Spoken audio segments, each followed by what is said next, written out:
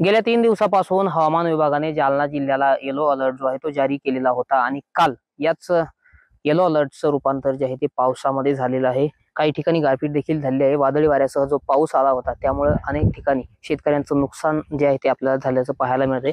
आपण जर या ठिकाणची ही दृश्य बघितली तर शेडनेट जे आहे ते अक्षरशः पूर्ण उडून या ठिकाणी उद्ध्वस्त झालेलं आहे। मोठं आर्थिक नुकसान जे आहे ते या शेडनेटच्या शेतकऱ्याचं झालेलं आहे। आपण जर या ठिकाणी बघितलं तर कारल्याचं पीक त्यांनी घेतलेलं होतं आणि यावर शेडनेट सुद्धा केलेलं होतं। लाखो रुपयाचा खर्च करून हे शेडनेट त्यांनी उभं केलेलं होतं। मात्र काल झालेल्या पावसामुळे अचानक धांदल उडाली आणि मोठं नुकसान जे आहे ते या शेतकऱ्यांचं झालेलं आहे। आपण जर या ठिकाणी ही दृश्य बघितली तर हे शेतकरी जे आहेत ते आता हे शेडनेट जमा करताना आपल्याला पाहायला मिळत आहे। पुन्हा एकदा त्यांना शेडनेट करण्यासाठी खर्च आता मोठा करावा लागणार आहे।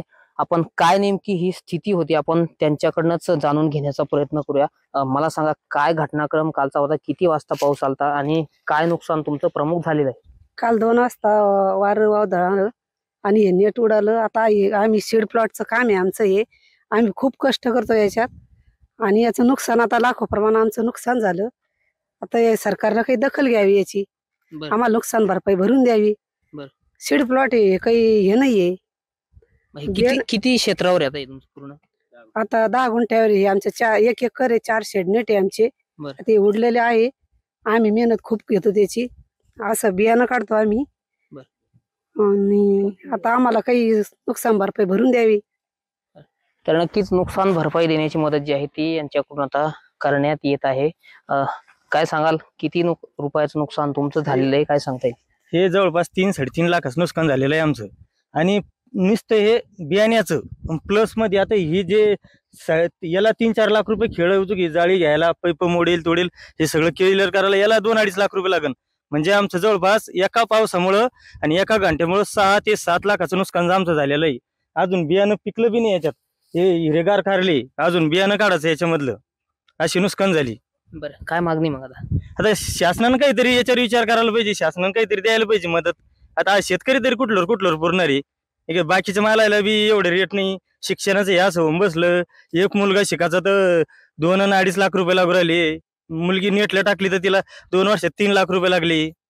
कुठून आणणार आहे शेतकरी इतके पैसे? एक तर शिक्षणाचं मोठं खूप कॉम्पिटिशन झालेलं आहे, बाजार झालेला आहे पूर्ण, शेतकरी वर्गाचं शिकायचं बी राहिलेलं नाही आणि इकडं काही उरलं नाही शेतकऱ्याचं।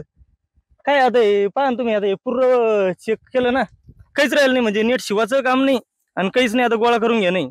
बरं, हा, शासनाने मदत करायला पाहिजे काही, बाकी काय दुसरं।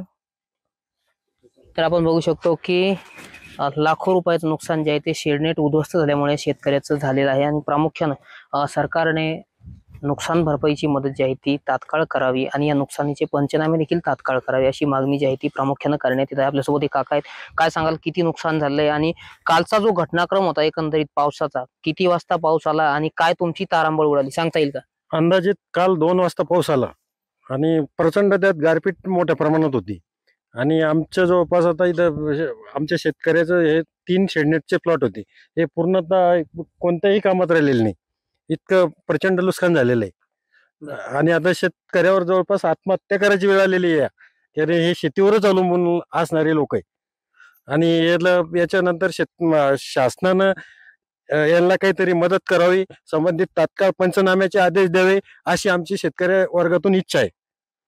हो, तर आपण या ठिकाणी बघू शकतो की कालच्या पावसाचे जे निशाण आहे, काल जे पाणी तुंबलेलं होतं या शेडनेट मध्ये अजून सुद्धा आपल्याला या ठिकाणी निदर्शनास पाहायला मिळत आहे। खरं तर मोठी तारांबळ जी आहे ती या शेतकऱ्यांची उडालेली होती। लाखो रुपयांचा खर्च करून जो हातातोंडाशी आलेला घास आहे तो पुन्हा एकदा निसर्गाने हिरावून घेतल्यामुळे या शेतकऱ्यांचं मोठं नुकसान झाल्याचं आपल्याला पाहायला मिळत आहे। त्यामुळे आता या शेतकऱ्यांना नुकसान भरपाई म्हणून सरकारकडून काही मदत होणार का हे पाहणं महत्वाचं ठरणार आहे। रामनाथ ढाकणे, TV9 मराठी, बदनापूर।